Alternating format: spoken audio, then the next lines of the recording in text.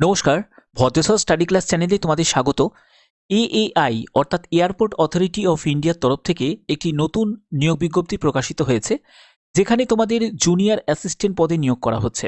এখানে যোগ্যতা যেটি প্রয়োজন সেটা হচ্ছে মাধ্যমিক পাস, অথবা তুমি যদি উচ্চ মাধ্যমিক পাস করে থাকো তোমরা আবেদন করতে পারবে। এখানে তোমাদের বেতন ৩১,০০০ টাকা থেকে শুরু করে ৯২,০০০ টাকার মধ্যে তোমাদের বেতন থাকবে।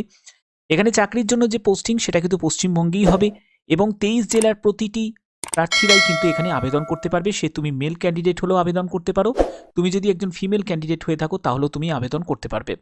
তো চলো পিডিএফে চলে যাচ্ছি, সেই পিডিএফ থেকে সম্পূর্ণ ডিটেলস ইনফরমেশন তোমাদের কাছে প্রোভাইড করছি। তো দেখতে পাচ্ছ যে পিডিএফটা ওপেন করে নিয়েছি। এখানে যে ইনস্ট্রাকশন যেগুলো ফলো করতে বলেছে সেটা হচ্ছে তোমাদের আবেদন করতে গেলে সম্পূর্ণ অনলাইন মোডে আবেদন করতে হবে, এবং আবেদন তোমাদের শুরু হয়ে গেছে। যেখানে তোমাদের আবেদন করতে গেলে প্রথমে তোমাদের রেজিস্ট্রেশন করতে হবে। এই রেজিস্ট্রেশনের জন্য অবশ্যই তোমাদের একটি ভ্যালিড মোবাইল নাম্বার এবং মেল আইডি প্রয়োজন, যার মাধ্যমে তোমাদের সম্পূর্ণ কমিউনিকেশন করা হবে। পরবর্তী সময়ে যে তোমাদের ইন্টারভিউ হবে বা রিটিন হবে, সেখানে তোমরা অ্যাডমিট কার্ড ডাউনলোড করতে পারবে। এখানে তোমাদের পাসপোর্ট সাইজের একটি ছবি লাগবে, যেটা তোমাদের স্ক্যান করে আপলোড করতে হবে। মাথায় রাখবে সেটা যেন ৩ মাসের পুরনো যেন না হয়, এবং তোমাদের সিগনেচার এটা কিন্তু তোমাকে আপলোড করতে হবে। এখানে তোমাদের আবেদন যেটা শুরু হয়েছে সেটা ৩০শে ডিসেম্বর থেকে তোমাদের আবেদন শুরু হয়েছে। ২৮শে জানুয়ারি ২০২৫ হচ্ছে আবেদনের তোমাদের শেষ তারিখ, এবং অ্যাপ্লিকেশন ফিস জমা দেওয়ারও কিন্তু শেষ তারিখ। ওকে, আচ্ছা, এবার হাউ টু অ্যাপ্লাই, কিভাবে আবেদন করবে? আবেদন করার জন্য প্রথমত তোমাদের একটি ইউজার আইডি পাসওয়ার্ড ক্রিয়েট করতে হবে, যেটা তুমি রেজিস্ট্রেশন করার সময় তুমি মোবাইল নাম্বার এবং মেল আইডির মাধ্যমে সেটা করতে পারবে। এবং তোমাদের বলা হচ্ছে যে once the form is submitted it can not be edited. যদি একবার তুমি সাবমিট করে দাও তাহলে কিন্তু সেটা আর এডিট তুমি করতে পারবে না। ঠিক আছে, এখানে তোমাদের যে সিলেকশন কিন্তু হবে হচ্ছে রিটিন এক্সাম হবে, এবং পরবর্তী সময় তোমাদের কিন্তু একটি ফিজিক্যাল এফিসিয়েন্সি টেস্ট থাকবে। এখানে যে নিয়োগটি করা হচ্ছে এয়ারপোর্ট অথরিটি অফ ইন্ডিয়ার তরফ থেকে, দেখতেই পাচ্ছ, যেখানে তোমাদের জুনিয়র অ্যাসিস্ট্যান্ট ফায়ার সার্ভিসের নিয়োগটি করা হচ্ছে। এখানে তুমি পশ্চিমবঙ্গ, বিহার, ওড়িশা, ছত্তিশগড়, ঝাড়খণ্ড, আন্দামান নিকোবর এবং সিকিম থেকে যদি তুমি বিলং করে থাকো তাহলে অবশ্যই কিন্তু এখানে আবেদন করতে পারো। এখানে পশ্চিমবঙ্গের যে কোনো জেলা থেকে তোমরা আবেদন করতে পারবে, এবং তোমাদের যে পোস্টে নিয়োগটি করা হচ্ছে টোটাল শূন্যপদ 89, এবং এখানে প্রত্যেকের জন্য শূন্যপদ কিন্তু আলাদা করে ভাগ করা আছে, এবং বেতন ৩১,০০০ টাকা থেকে ৯২,০০০ টাকার মধ্যে তোমাদের বেতন থাকবে। এখানে দেখো তোমাদের পরবর্তী আর কি বলা হচ্ছে। পরবর্তী যেটি বলা হচ্ছে সেটা হচ্ছে তোমাদের কিন্তু এই বেতনের সাথে তোমাদের যে বেসিক পে, ডিআরএস অ্যালাউন্স, তারপর পার্কস, তারপরে এইচআরএ, এই সব বেনিফিটগুলো কিন্তু তোমরা পেয়ে যাবে। এজ তোমাদের ক্যালকুলেট করতে হবে ১ নভেম্বর ২০২৪ হিসাবে ১৮ থেকে ৩০ বছরের মধ্যে তোমার বয়স হতে হবে। তুমি যদি ওবিসি ক্যান্ডিডেট হয়ে থাকো তাহলে তোমার ক্ষেত্রে ১৮ থেকে ৩৩ বছর। তুমি যদি এসসি এসটি ক্যান্ডিডেট হয়ে থাকো তোমার ক্ষেত্রে বয়স হয়ে যাবে ১৮ থেকে ৩৫ বছর। এর মধ্যে বয়স হলে তোমরা কিন্তু অ্যাপ্লাই করতে পারো। এবং পরবর্তী যেটি হচ্ছে এডুকেশন কোয়ালিফিকেশন, সেখানে হচ্ছে তুমি যদি মাধ্যমিক পাস করে থাকো, সঙ্গে যদি তোমার ৩ বছরে কোনো ডিপ্লোমা করা থাকে, মেকানিক্যাল, অটোমোবাইল বা ফায়ার নিয়ে তোমাদের যদি ডিপ্লোমা করা থাকে তাহলেও আবেদন করতে পারবে। অথবা অথবা তুমি যদি উচ্চ মাধ্যমিক পাস করে থাকো তাহলেও কিন্তু আবেদন করতে পারবে। এখানে তোমাদের আরেকটা কথা বলে রাখি, উচ্চ মাধ্যমিক কিন্তু রেগুলার স্টাডির কথা বলা হচ্ছে, অর্থাৎ যারা করেসপন্ডেন্সে করেছো তারা কিন্তু অ্যাপ্লাই করতে পারবে না, বা ভোকেশনাল থাকলেও কিন্তু অ্যাপ্লাই করা যাবে না। এখানে রেগুলার স্টাডি থাকলেই কিন্তু অ্যাপ্লাই করা যাবে। আর উচ্চ মাধ্যমিক যে কোনো স্ট্রিম থেকে, মানে তুমি আর্টস থেকে হোক, সায়েন্স থেকে হোক বা কমার্স থেকে হোক, যে কোনো স্ট্রিমে তুমি যদি উচ্চ মাধ্যমিক করে থাকো তাহলেই কিন্তু অ্যাপ্লাই করতে পারো। এখানে তোমাদের ড্রাইভিং লাইসেন্সের প্রয়োজন আছে, যেটা হচ্ছে তোমাদের এইচএমভি আছে, তারপর হচ্ছে এলএমভি অথবা এলএমভি, যে কোনো একটি তোমাদের যদি ড্রাইভিং লাইসেন্স থাকে তাহলে অবশ্যই কিন্তু অ্যাপ্লাই করা যাবে।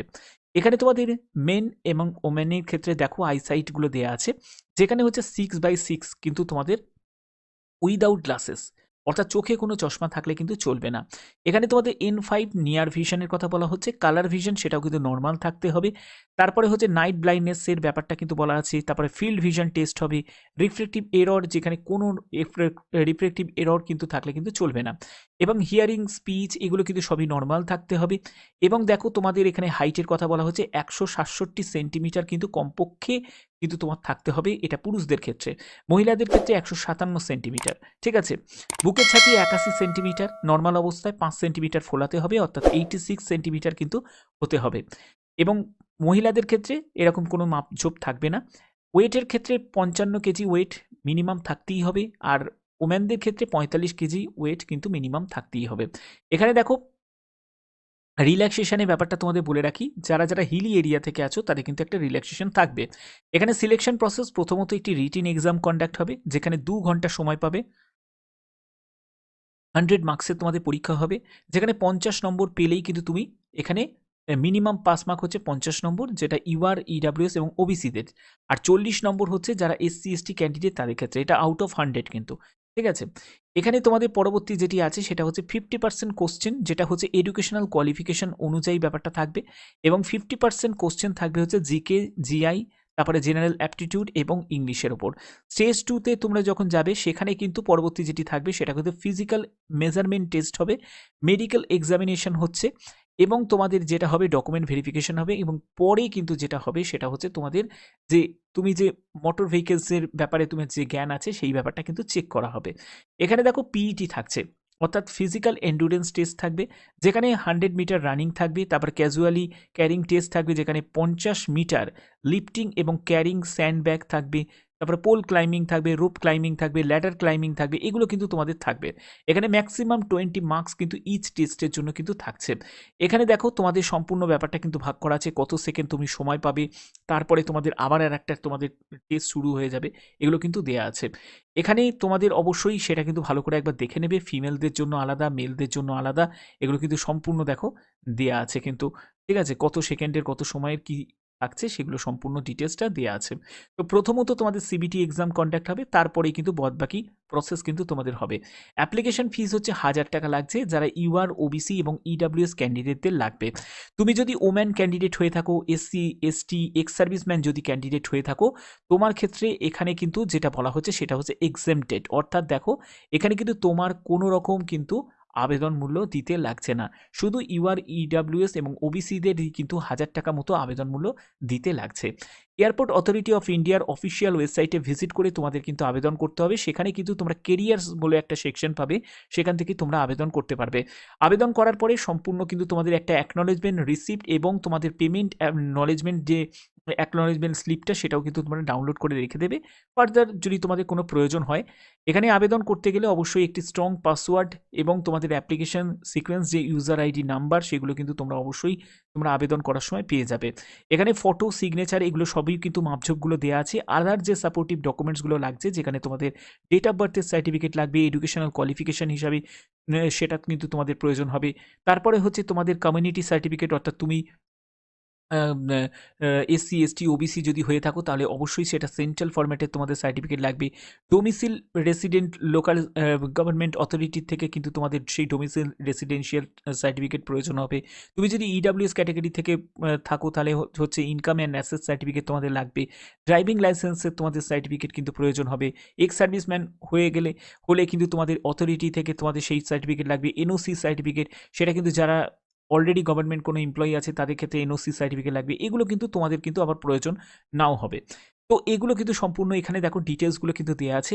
আবেদন করার সময় যদি তোমাদের কোনো জায়গায় যদি কোনো অসুবিধা হয়, এখানে একটা হেল্প ডেস্কের নাম্বার দেওয়া আছে, অবশ্যই এই নাম্বারে কিন্তু তোমরা যোগাযোগ করতে পারো। এখানে দেখতেই পাচ্ছ জেনারেল ইনস্ট্রাকশন অনুযায়ী অবশ্যই কিন্তু এই রাজ্যের কিন্তু বাসিন্দা হতে হবে, তাহলেই কিন্তু তোমরা এখানে অ্যাপ্লাই করতে পারবে, অর্থাৎ ওয়েস্ট বেঙ্গল, বিহার, উড়িষ্যা, ছত্তিশগড় এগুলোর কিন্তু দেওয়া আছে, ঠিক আছে।